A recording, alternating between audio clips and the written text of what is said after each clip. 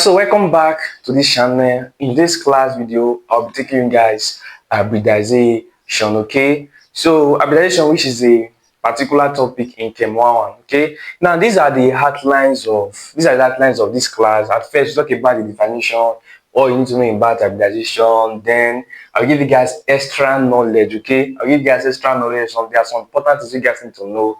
Then we'll move further to VSEPR theory. Then types of hybridization, then move to the last part, which will be multiple bonding. Okay, so what do you understand by the word? Now let's continue. Okay, now what do you understand by the word hybridization? What do you know about the word hybridization? Now hybridization is the missing, okay, hybridization is the missing of orbitals. Hybridization is what is the missing of orbitals to form new orbitals known as hybrid orbitals, okay, known as hybrid orbitals, okay, which are better suited for bonding. Okay, so what is hybridization? Hybridization is the missing, the blending, or the blending of orbitals to form new orbitals known as hybrid orbitals, which are better suited for bonding. Now, before we dive deeper into the concept of hybridization, now there are some certain extra knowledge I need to give you guys. There are certain things you guys need to know, such as ground state, excited state, Hund's rule, aufbau principles, and Lewis dot structure. Now let's talk about ground state. Okay, so now what is the ground state of an atom? Now the ground state of an atom is the lowest energy state of that atom. Okay, the lowest energy state of that atom, where you can normally find their electrons, right? So the ground state is that lowest energy state of an atom. Okay, we are not about excited state of an atom. Now the excited state of an atom is any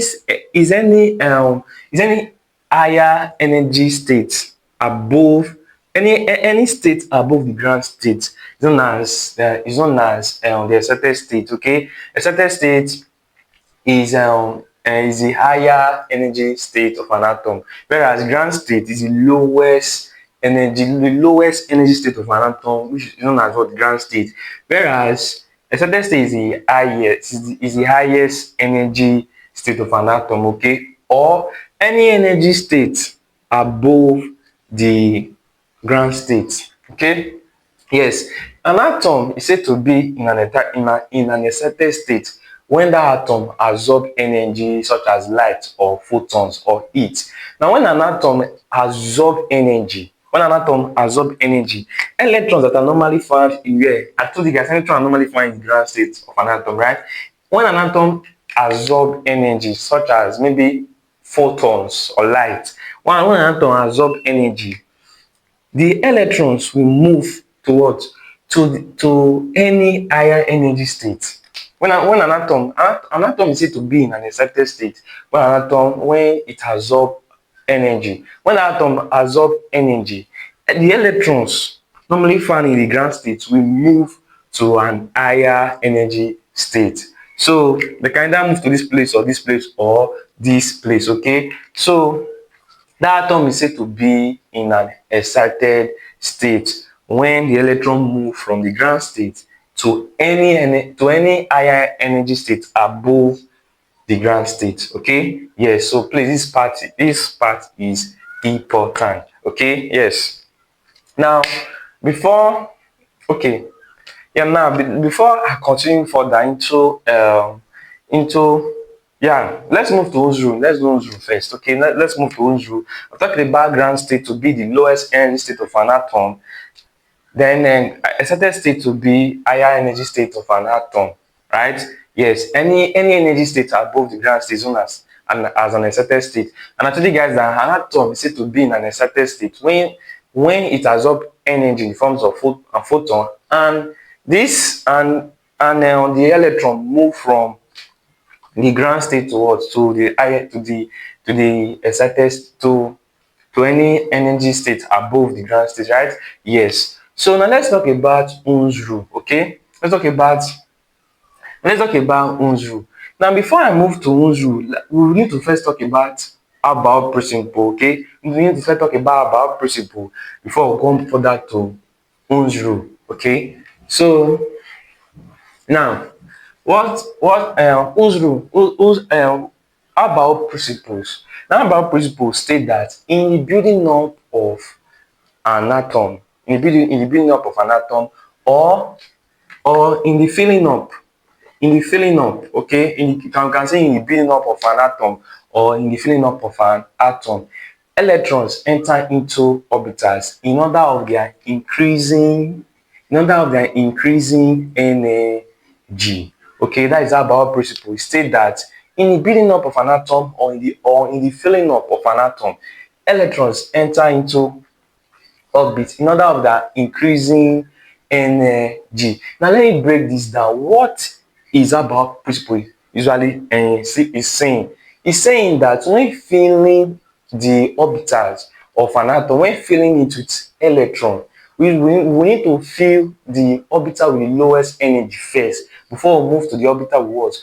With the highest, with an higher energy. So that is what about principle is saying, that in the building up or in the filling up of an atom with electron, in the building up or the filling up of an atom, electrons enter into orbital in order of increasing energy. That is to simply say that when filling an atom, when filling an atom with electron, we usually start filling them from orbital with lower energy to orbital with higher energy. Now, according to our bound principle, normally we have 1s, 2s, 2p coming.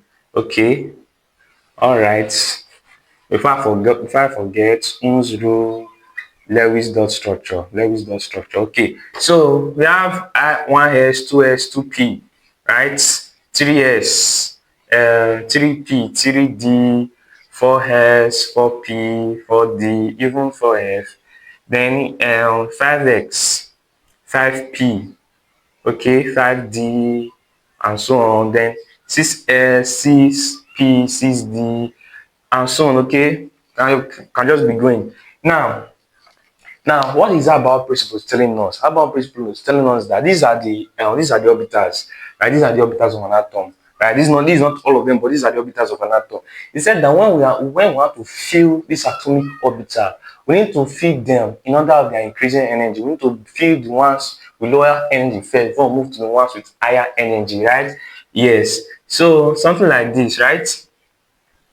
Something like this, okay? All right. So if we want to start filling an atom, we usually start with the very first orbital, is, then 2s. Yeah, we start with from here, is, 2s, 2p, okay, is to 2, okay, is to 2s2, 2p, 6, 3s2, right? Okay, yeah, 3s2, okay, then 3p6, right? Then 4s2, okay, then 3D, okay, yeah, 3D10, right? Yes, 3D10, then we shut down again, 4 pieces, right?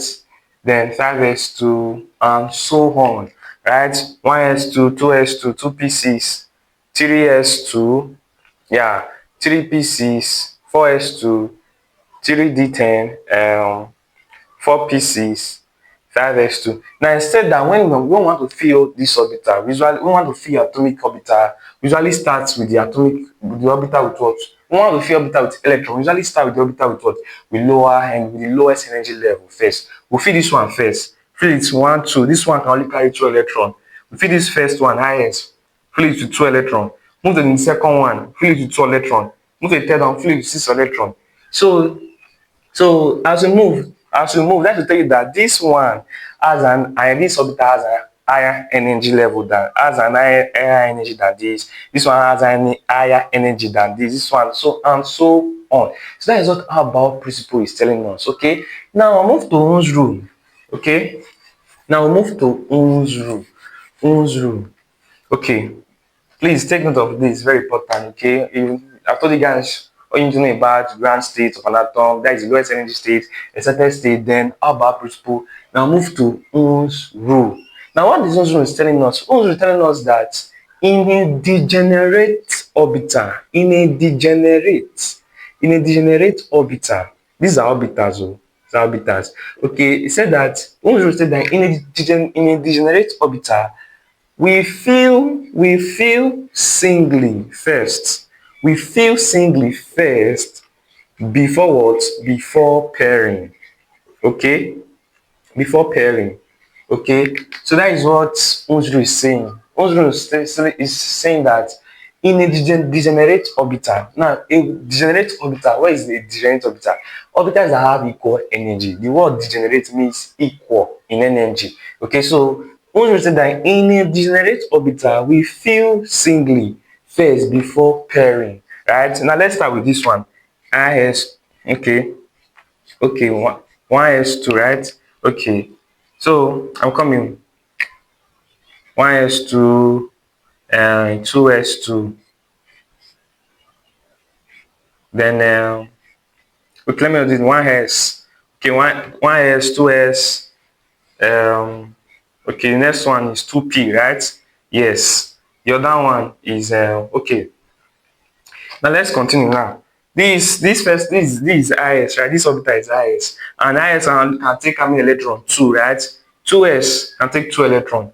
2P can take what? 6 electron, right? Yes. Now why is Unzru is telling us? Unzru is telling us that when we are feeling now before then, what is now I told you guys that degenerate orbitals are orbitals that have equal energy, right? Yes. Now example of the degenerate orbitals are the p orbitals, the p orbital, d orbital, and what? And f orbitals.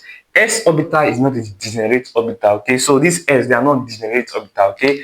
The orbitals that are degenerate are p orbital, d orbital, and f. So where can you see p? This is p, d, this is p. So orbitals that are p, d, and f, those orbitals they are what? Degenerate, okay? So when we want to feed these orbitals with electron, we need to fill singly first before we pair the electron. Now s orbitals, they are not degenerate, right? Now let's use atom like carbon. Let's use atom like carbon. Now carbon has how many electrons? Carbon has 6 electrons, right? Yes. Now if I want to fill the electrons of carbon into these orbitals, how am I going to fill it? Now according to Unzru said that if we are to fill electrons in a degenerate orbital, I told you guys degenerate orbital are p, d, and f, right? Yes. Now if we are to fill electron in a degenerate orbital, we need to fill them singly, one by one first before we pair them. Okay. So if I want to fill carbon electrons into this orbital, how am I going to do it? I will say, okay, remember this this orbital can take how many electrons? 2, right? So 1, 2. Remember, carbon has 2 electrons, right? So 1, 2.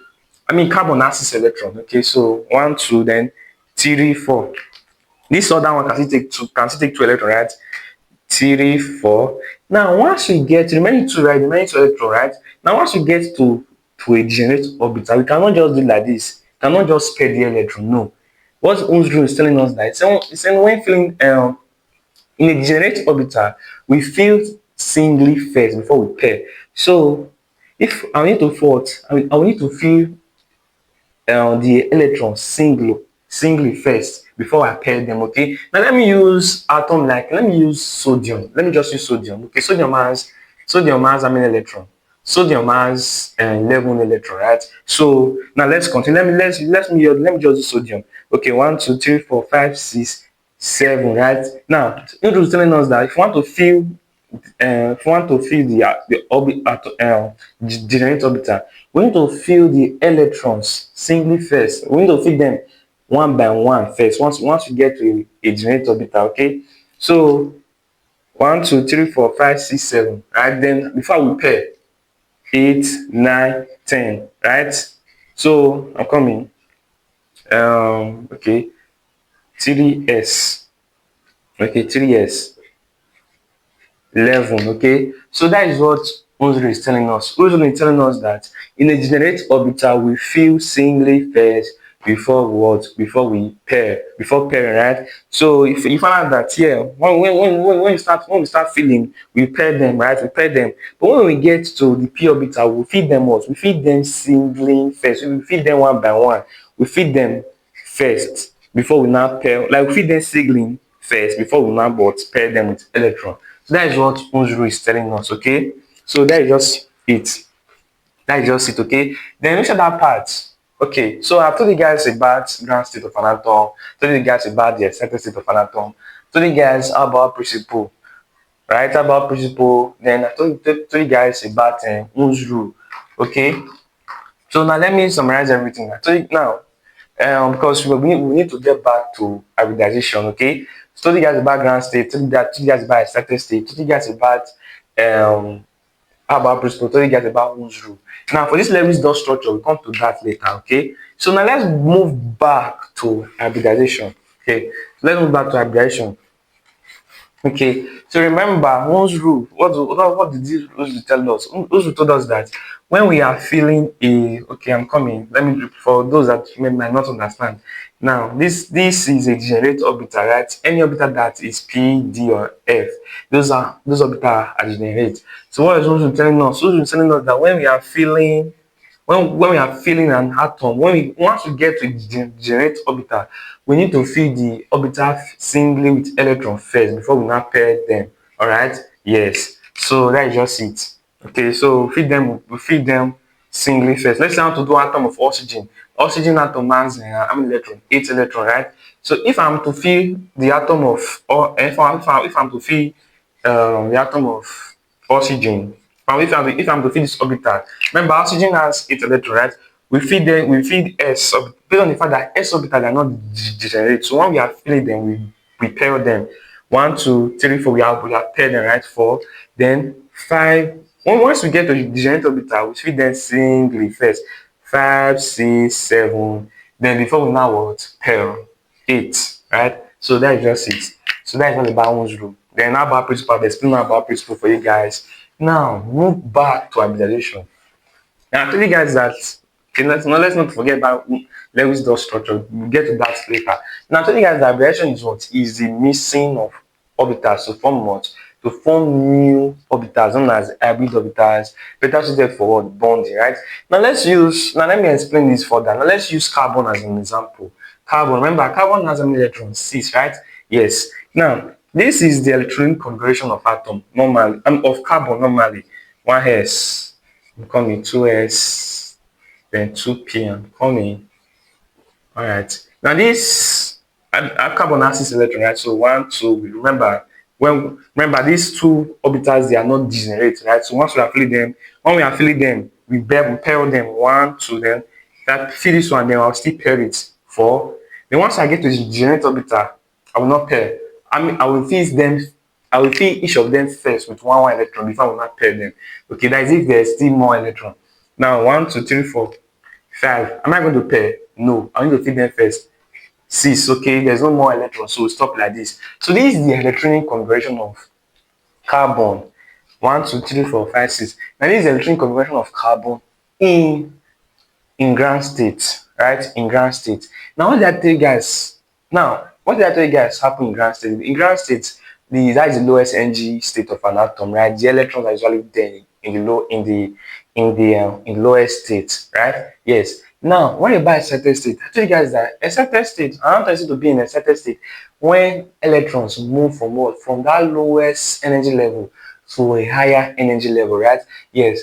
Now, if peradventure carbon, one electron transfer from this 2s and move into this other one, and move into this other one. This okay. Let me do it in another diagram. Okay, 1s, then 2s. Now one electron move from here to here. We will now have something like this. We'll now have something like this. We'll now have something like this, right? Yes. Now this conversion of carbon. This conversion of carbon is what it shows when carbon is in an excited, state. Okay, yes. Now, hybridization has to do with what? Now, if you look at this excited state configuration of carbon, you will find out that, okay, let me just continue first. Now, we have gotten to this place, right? Yes, we are going to this place. Now, what is hybridization telling us? Hybridization telling us that hybridization is what is emission of orbital, right? Yes. Now, when this orbital mix with this one, and when they mix together, we have what we call what? When this one, okay, I can clean here. I am clear here. Now, when this one mix with all of them, mix with all this, when it mix with all these P2P orbital, when it mix with them, when this one now, one S, right, mix with three of this P, three of the P, we have what? We have what? SP3, right? Yes, this is hybridization, the missing of what? The missing of our orbitals. Now, when this s orbital now, it mix with, when this s orbital mix with two of these three of p orbital, we have what we call, I'm coming, when this s orbital now mix with two of these three orbital, we have what we call sp2, right? Now, when this s orbital mix with just only one, mix with only just one, mix with just only one p, we have what? We have sp orbital, hybrid orbital, right? Yes. So that is all about hybridization. Hybridization just means the missing of orbitals, missing of atomic orbitals. I'm using carbon as an example, missing of atomic orbitals to form new orbitals, right? S and 2p orbitals mix to form sp2, S and 3p orbital mix to form sp3, S and 1p orbital mix to form what? sp orbital. So this is all about this is all you need to know about. This is not all, rather, we are not done yet. Now this is just how hybridization, this is how hybridization occur, mixing of orbital to form new orbitals. You can look at it, why this one s mix with, okay, look at this, one s mix with one p give sp, one of this one mix with two of these guys give us sp2, one of this one mix with three of this one gives us what? sp3, right? So that is how they have to take note. The atom must first be in, take note, this is very important. The atom must first be in the excited state first. If you look at this first state, this state is in ground state, right? Yes. Then look at this other states. This other state is what? Is in an excited state. Now, to the guys, atom is said to be in an excited state. When it absorbs energy, that energy absorbed causes the electron to move from the lowest state to what? To higher state, right? So this is the excited state of carbon. Okay, so the atom need to be in a certain state first before they can bring about what missing, before the orbitals of that atom can start missing. I don't know if you understand. Okay, yes. So that is just it. Okay. Now, move to VSEPR theory. Now, VSEPR theory means valence share electron pair repulsion. Okay, means valence share electron pair repulsion. Now, let's the theory, VSEPR theory state that electron pairs, okay, electron, now before I move further to, I told you guys that talk about Lewis dot structure, right? Talk about Lewis dot structure. Now let's talk about Lewis dot structure before we move to VSEPR theory. Continue with Lewis dot structure. Okay. Now, where is Lewis dot structure? Now, Lewis dot structure is a diagram that shows the valence electron of atoms distributed around the element symbol using dots, dot. Now, let me use nitrogen as an example. The electron of nitrogen has 7 electrons, right? Yes. Carbon has 6 electrons, right? Yes. Now, what Lewis dot structure? Okay. Now, Lewis dot structure is a diagram that shows the valence electrons of atoms. Now, what is the valence electron of nitrogen? The valence electron of nitrogen is what? Is 5, right? Yes, it's 5. Then one valence electron of carbon is 4, right? Yes. Now, a diagram, normally nitrogen has 7 electrons, right? But the valence electron of nitrogen, that is the electron in the atom shell of nitrogen, is usually 5. Carbon has 6 electrons, but the valence electron, remember, valence electron is the electron in the atom shell of an atom. So the electron in the atom shell of carbon, the number of electrons in the atom shell of carbon is 4. Now let's go back to Lewis dot structure. A diagram that shows the valence electron of atoms distributed around the element symbol using dots. Now, what is dot structure? Level structure telling us is that now, if I'm to say it's a diagram that shows now how many valence electron. So the nitrogen has five valence electron, right? So we do it like this. When we arrange the valence electron around the symbol of nitrogen, right? Nitrogen has five, right? So I will first arrange it into four parts, into the four corner. One, two, three, four, right? The remaining one, right? Then I will not pair it, right? Yes. Now this diagram is known as well, it's known as Lewis dot structure. It's a diagram that shows the valence. These are the valence electron of nitrogen, right? Nitrogen has five valence electron. So these are the five valence of electron of nitrogen are arranged around the symbol of nitrogen, right? Yes. Now after arranging them to the first side, if they still remain, we pair them. Let's say for example, I'm using oxygen. Oxygen has valence electron of the valence electron of oxygen is how many? Is 6, right? Yes. Now had it been is oxygen, once I arrange into the four corner, I will pair. Then that is 1, 2, 3, 4, right? 5.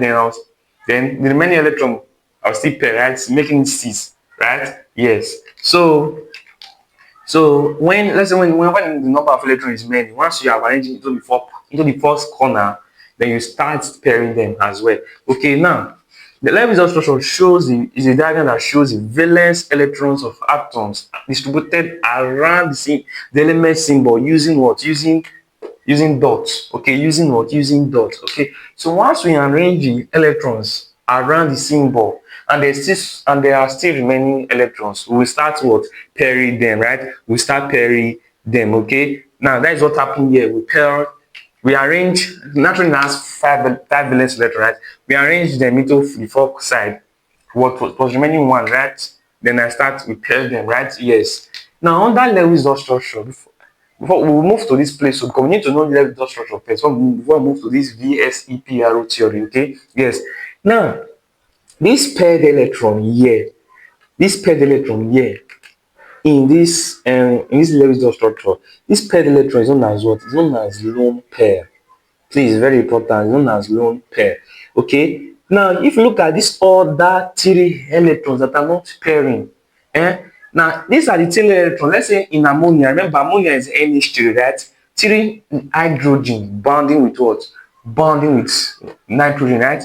Now let's do Lewis dot structure of hydrogen. Let's do Lewis dot structure of hydrogen. Now hydrogen has how many electrons? Hydrogen has one electron, right? That is the only electron, that is the valence electron, right? Yes. Hydrogen has what? Just one electron, right? Now if I'm to arrange the one valence electron of hydrogen into this, it just be like this, right? Yes. Now in ammonia NH3, there are what? Three of these guys bonding with what? Bonding with nitrogen, right? So to be what? Three of hydrogen, right? Three of okay. It will be what? This electron now, this electron now we use of hydrogen, we bond with what? We bond with this single electron of nitrogen, right? To form what we call what? To form what we call NH3, right? Yes. Now this now let me clean this please. Okay, now so that is how ammonia is formed normally. Okay, so that is the structure of ammonia. Now let's continue. I told you guys that this pair that are bounded together, this one has one pair. This one has lone pair. Now you see this other electron that are just single that have not pair. This electron they are known as what? They are known as bond pair. They're known as band pair. You know why they are called band pair?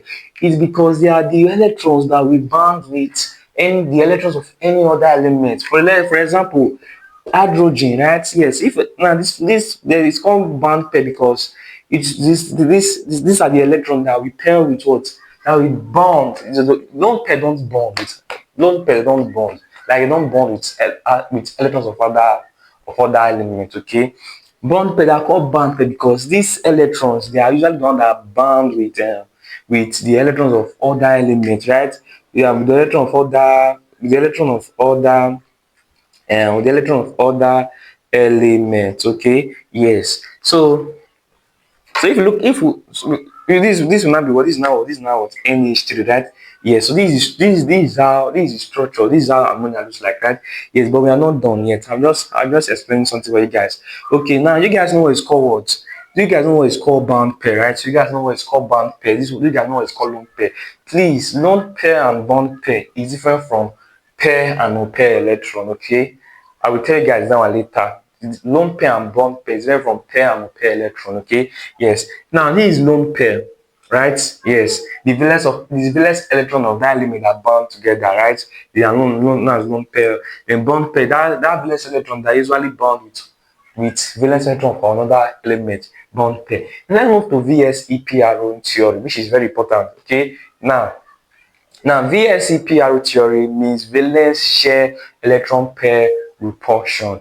Now, VSEPR theory states that electron pairs, these are the electron pairs. This is electron pairs, electron pairs, electron pair.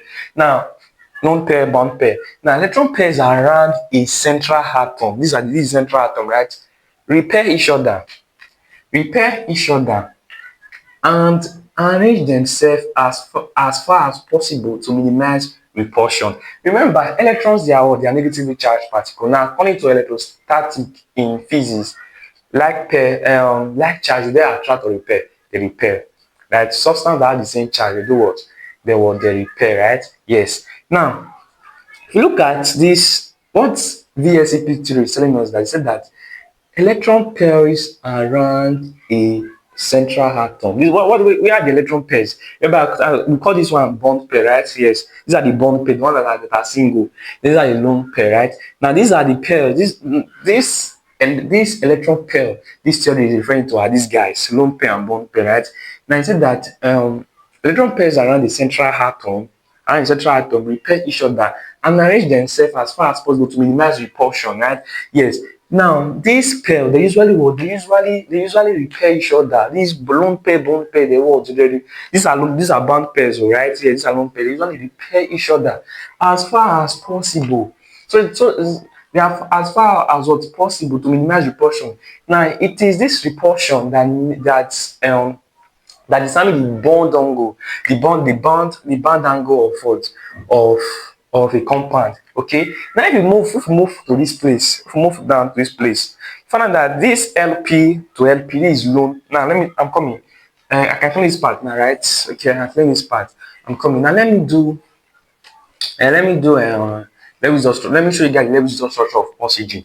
Remember, level structure, this is the symbol of the element. Then oxygen has what? How many electrons? Oxygen has 8 electrons, but how many valence electrons does oxygen has? Oxygen has 6 valence electrons, right? But it has 8 electrons. 6 of those 8 electrons are what? Are valence electrons, right?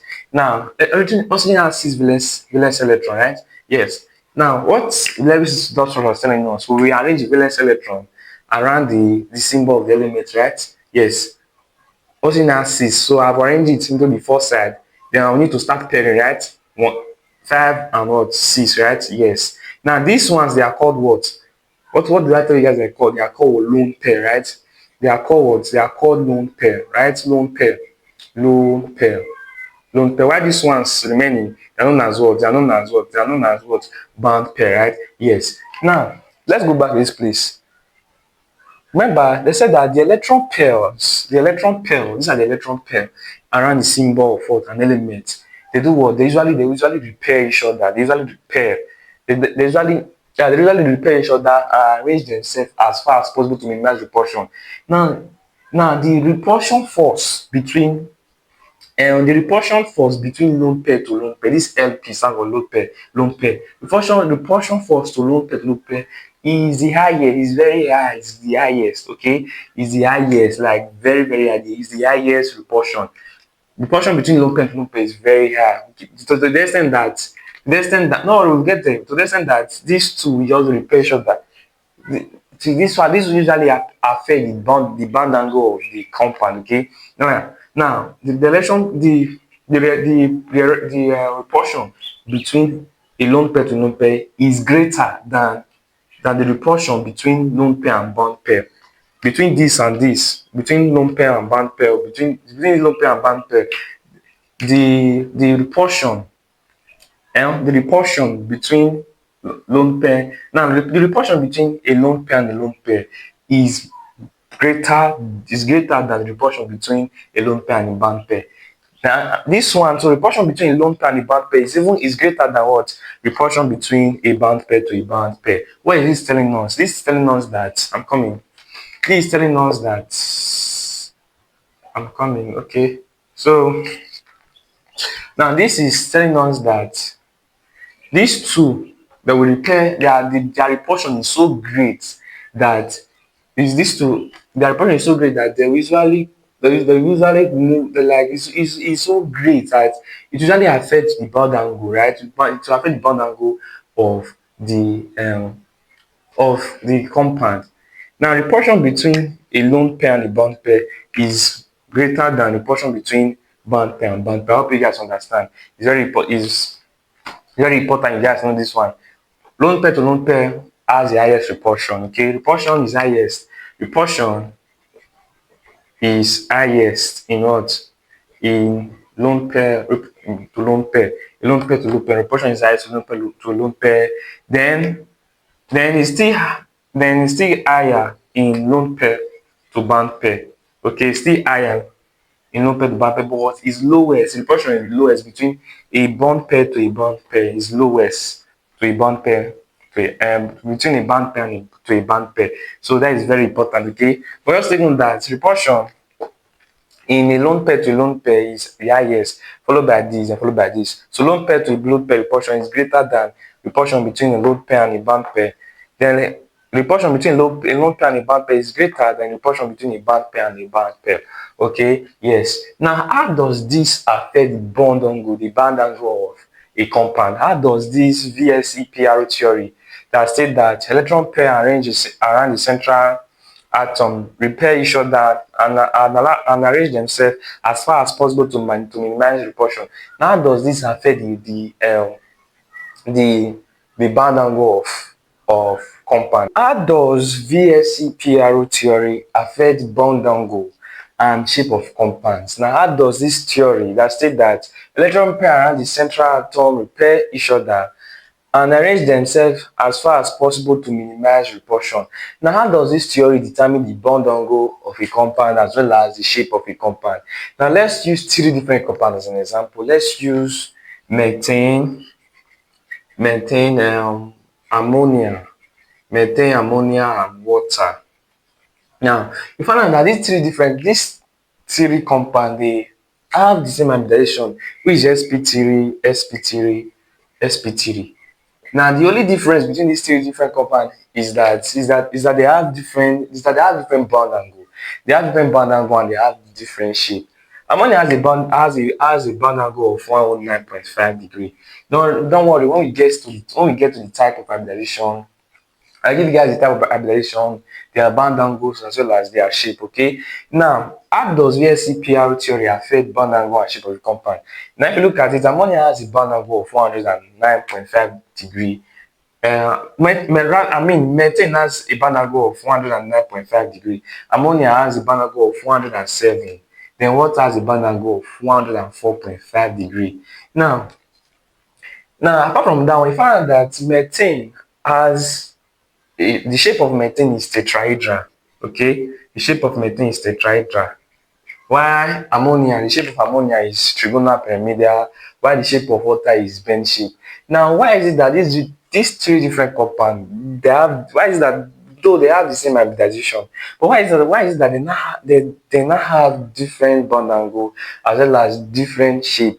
Now let me tell you guys why. Now let's do methane for example. Now methane is what? Methane is CH4, right? Methane is CH4. That is one carbon bonding with what? With four hydrogen, right?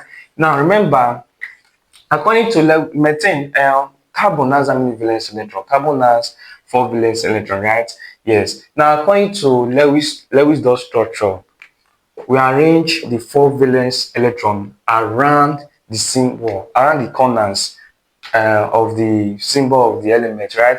Yes. So if you look at it very well, carbon has four valence electron, right?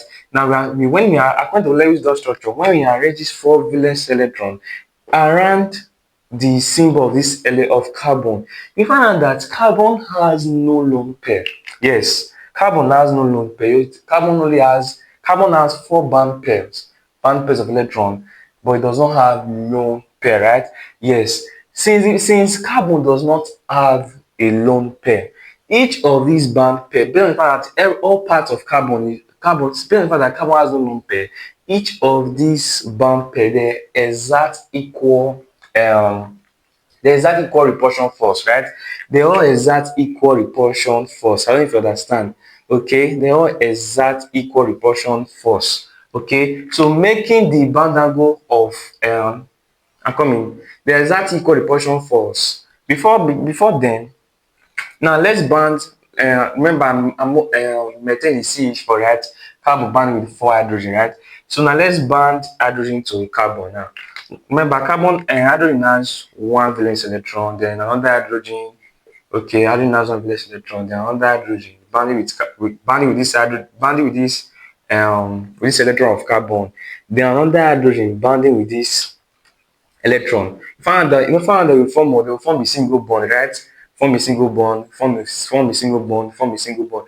Remember that 2 electrons form single bond, whereas 4 electrons form double bond. Then 6 electrons form triple bond. Okay, so these 2 electrons form single bond. Okay, yes. Now remember, carbon has how many bond? Carbon has no lone pair. Remember, I told you guys that lone pair they usually exert more repulsion force than band pair. Apart from that one, carbon has no lone pair. It only has 4 band pairs. So since carbon has 4 band pairs, each of these band pairs they usually what? Usually exert. Don't know they are 4. They exert equal repulsion force on themselves, arranging this atom to be like this, to be something like this. Okay, there will be something like this. All right, so to be like something like this. Okay, I'm coming. All right, so something like this. Okay, so the band angle between this so this shape is known as tetrahedra. Okay, this shape is known as tetrahedra, and the band angle between this hydrogen atom, the band angle between them is 109.5 degree. Now let's move to compounds like let's move to other compounds like ammonia. Now ammonia is what? Ammonia is NH3, right? Yes. Now why is that? Normally sp3 they have all sp3. I mean most of the sp3 they have band angle of 109 generally. 109.5. Yes, they have band angle of 109.5. But compounds like ammonia and water, they are sp3 but they don't have this band angle. Now why is that they don't have this bond angle? Now let me show you guys why. Now let's do ammonia for example. Ammonia is what? Ammonia is NH3, right? Yes. Ammonia is NH3. It's made up of 1 nitrogen bonding with 3 hydrogen. 1 nitrogen bonding with 3 hydrogen. Now why is the now according to Lewis dot structure? Now why is the valence electron of nitrogen? Nitrogen has 5 valence electron, right? Yes, nitrogen has 5 valence electron. Now, according to Lewis dot structure, if we were to arrange this 5 valence electron around the corners of this symbol, we will find that ammonia has ammonia has 1 band pair. I mean, 1 lone pair, right? Find that ammonia has 1 lone pair and what? And 3 bond pairs, right? And 3 bond pairs. Now, this bond pair that we react with this band pair that we react with and that will form bond with the valence electron of hydrogen, right? To form single bond. Now, if you look at it very well, find out that nitrogen has how many bond pair? Nitrogen has 3 bond pair and what? 1 lone pair. And remember that lone pair they exert a stronger they exert more repulsion force than more repulsion force than band pair, right? So this instead of this molecule to have a bond angle of 109 because this molecule is sp3, right? And most sp3 they have a bond angle of 109.5. Now instead of this molecule to have a bond angle of 109.5, due to this lone pair we exert repulsion force.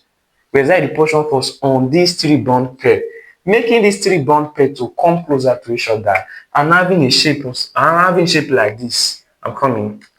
And to have a shape like this, something like this, to have a shape like this. Instead of something like this, we now have something like this.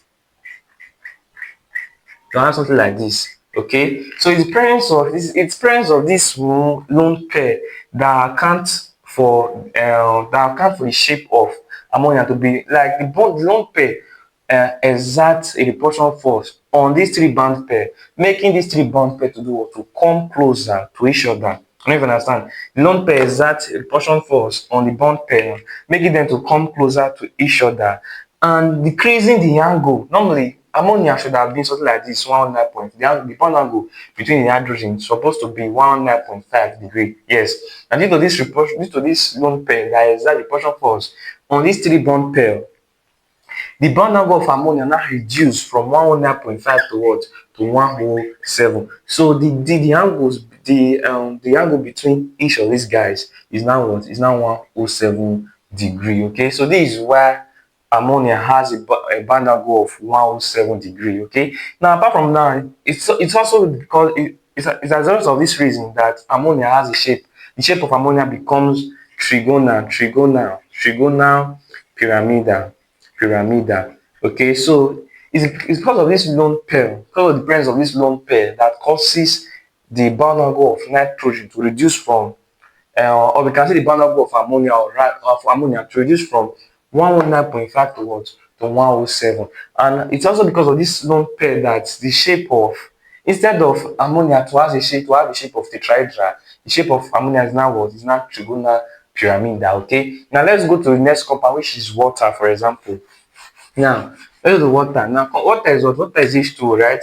Yes, water is H2O, two hydrogen bound to one oxygen, right? Now, where is the valence electron? Oxygen has how many valence electron? Oxygen has 6 valence electron, right? Now, according to Lewis dot structure, if we are to arrange, this 6 valence electron around the symbol of oxygen, we end up with something like this. We end up with something like this. I'm coming. 1, 2, 3. Okay, I'm coming. 1, 2, 3, 4. Then remember, I also have 6 valence electron. 5, 6, or something like this. 1, 2, 3, 4, 5, 6. Okay, you can have any one of them. Okay, so let me use this one. Okay, now if you look at this Lewis dot structure of oxygen, you find that oxygen has how many lone pair? Oxygen has 2 lone pair. Okay, oxygen has 2 lone pair, and I mean bond pair, 2 bond pair, right? Yes. Now it's this bond pair that we do what? That we bond with. Remember, water is H2, right? 2 hydrogen bond with 1 oxygen, right? So it is these electrons that we bond with the valence electron of 2 other hydrogen to form what? To form single bond, right? Yes. Now, if you look at it very well, find that oxygen has how many lone pair? Um oxygen has 2 lone pair, and lone pair they usually exert greater repulsion force than bond pair. Okay, now if you look at it very well, oxygen has 2 lone pair. Now normally the shape of the bond angle of oxygen is supposed to be what? I mean the bond angle of water as well supposed to be 119.5, because why? Because water is sp3 hybridized, right? Yes. So and the shape is supposed to be tetrahedral. Yes, like methane. Now, these 2 lone pair, they usually exert a greater, so we would have a tetrahedral shape. Because of these 2 lone pair, they will exert a greater repulsion force on these 2 bond pair. Okay, yes, they exert a greater force on these 2 bond pair. Now, apart from now, these 2 lone pair they also occupy a larger space. They occupy a larger space, making the molecule to have a bent shape. Okay, yes. These 2 lone pair they exert normally supposed to have something like this. I'm coming. Let's say this is oxygen, now hydrogen, then okay, then another hydrogen, right? Then lone pair, then another lone pair. Supposed to have something like this, right?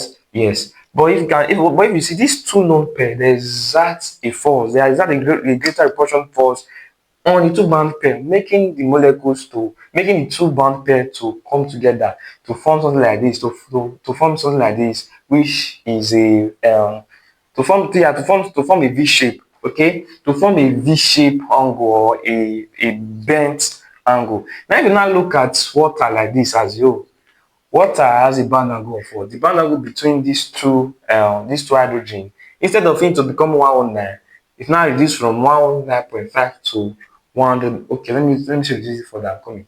Okay, now reduced from 109.5 to 104.5 degree. Okay, so this is what account for the bound angle of water and the shape of water as well as ammonia. Okay, it's because of the presence of lone pair. Lone pair exert repulsion force on the band pair, therefore affecting the shape of the molecule as well as the bond angle of the molecule. Okay, so that is how VSEPR theory affects the shape of a compound as well as what? As well as the bond angle. Okay. Normal sp3 hybridized molecule. Those sp3 they're usually a tetrahedral and they have bond angle of 119.5.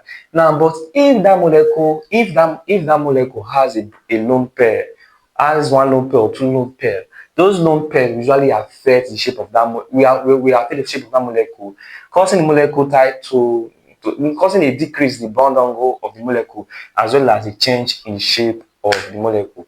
Now let's now move to the next part, which is the types of hybridization. Before we move to the last part, which is multiple bonding. Okay, so now let's move to types of hybridization. So these are the types of hybridization. Okay, so these are the types of hybridization. Okay, hybridization, then the bond angle, then the shape of the molecule, then the examples of compounds. Okay, so now there are different types of hybridization. You have sp hybridization. Okay, in sp, the s of one s orbital is hybridizing with one p orbital. Okay, while in sp2 one s orbital is hybridizing with two p orbitals, right? Yes.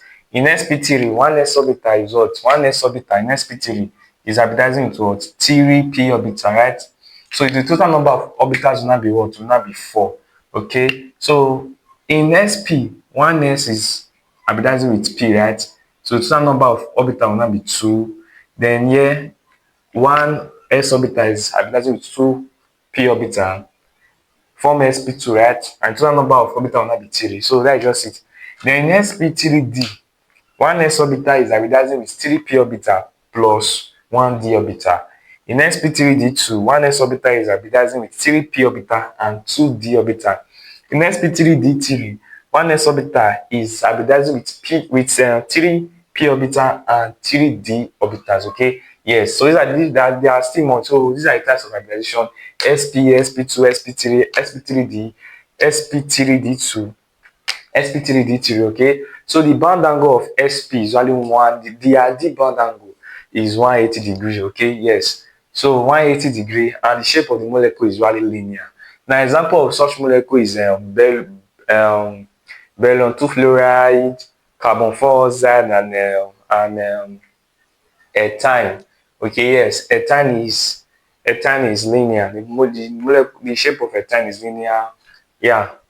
Then carbon 4 oxide, as well as yes, then as well as beryllium 2 fluoride. Okay, then sp2, the bond angle is usually 120 degree.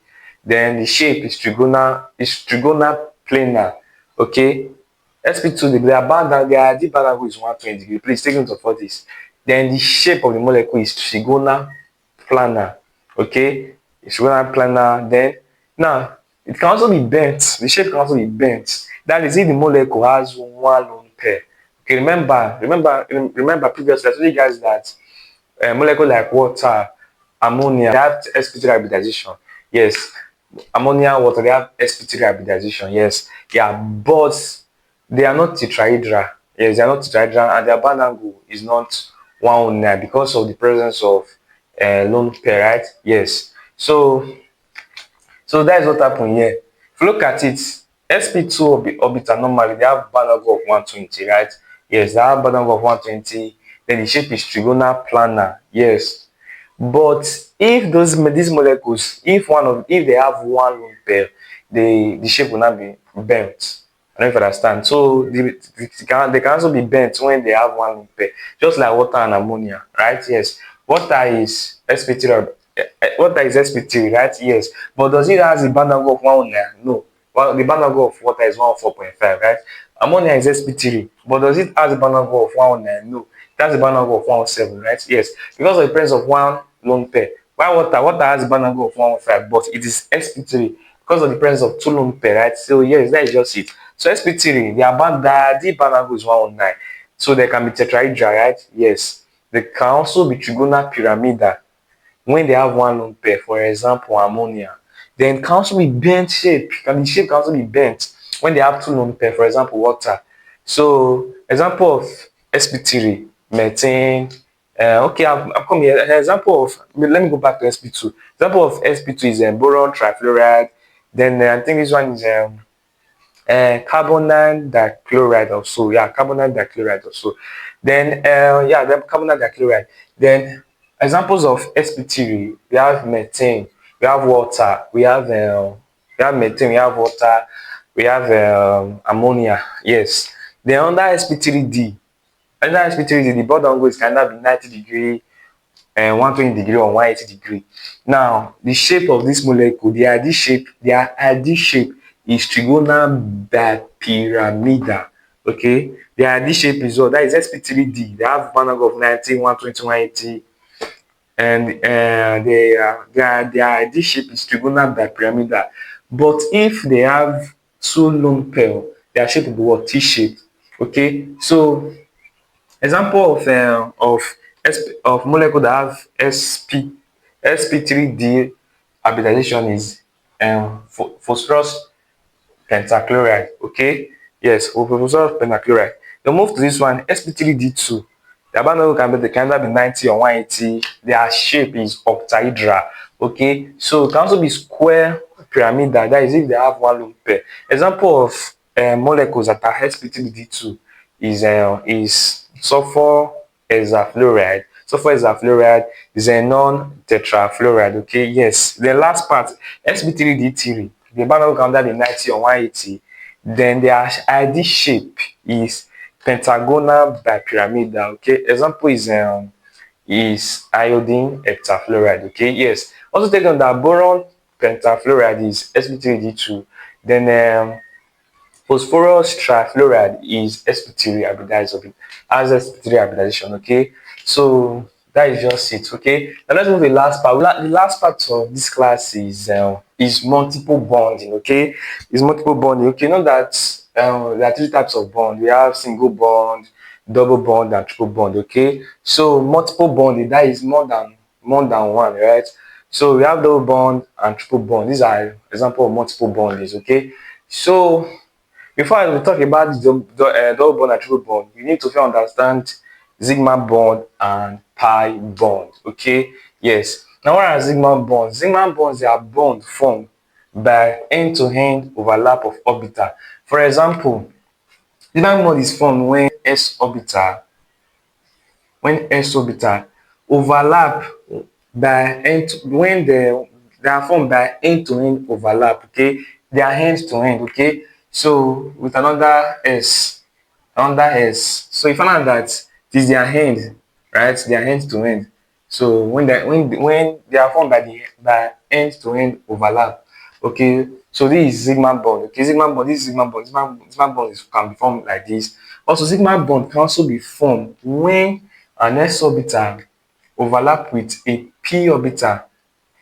Okay, with the end of a p orbital. Okay, with the head to head overlap between s and p. We will not get something like this. We will not get something like this. Something like this. Okay. Oh my god, 100 way. Okay, so we have something like this.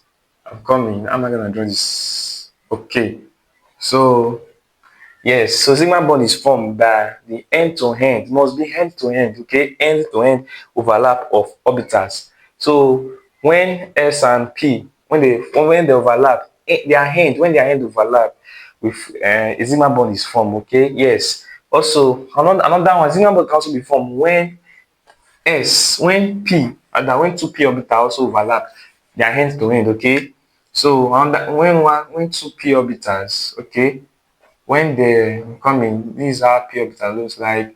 Okay, so when they overlap, and please, very important, when they are end overlap, okay, when their hand, or their head, okay, when their head or their hand, anyone, when they overlap, we now get something like this. Sigma bond is also formed by this way, okay.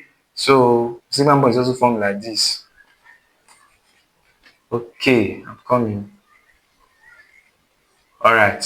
So sigma bond is also formed like this, okay. When 2p overlap, when the head or their hand, when their hand overlap, okay, forms a sigma bond, okay. So the sigma bond can be formed by three ways. When the end of 2s, when the end of 2s overlap, right? That's something like this. When the end overlap, it give us a sigma bond. Then also when s also overlap with p, that is the end of one s overlap with the end of another of a p. Then also sigma bond can also be formed when two p overlap, right? When their end overlap. That is just it.